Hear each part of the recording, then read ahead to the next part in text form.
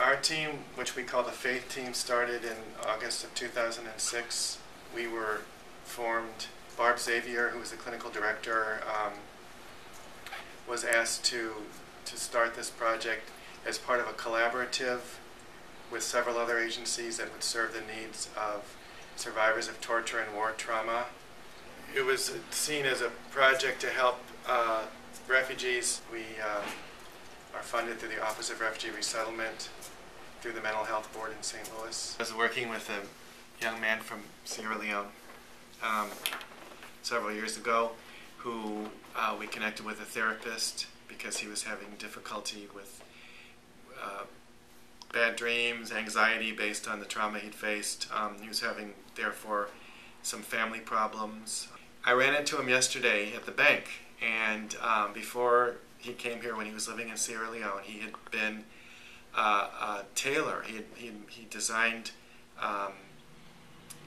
traditional African clothing, and he told me that he'd opened up a shop in South St. Louis doing that very thing. He's still working a real job. He's cleaning offices at night, but during the day he's got his shop, and he's slowly establishing himself as a businessman here, doing exactly what he did back home. The four main populations that we work with are Bosnian, Somali, Iraqi, and Afghani, and we have a member of our team from each of those communities here.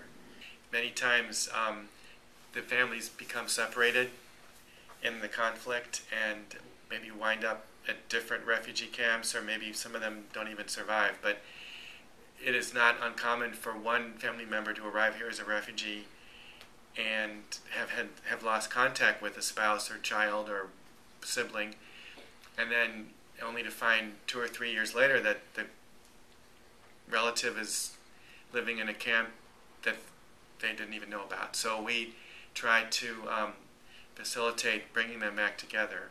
Most of the people that we see and we work with who are adults, I would say in their 40s or older, say that they come for their children for a better life, because since they're older, it's difficult for them to learn English.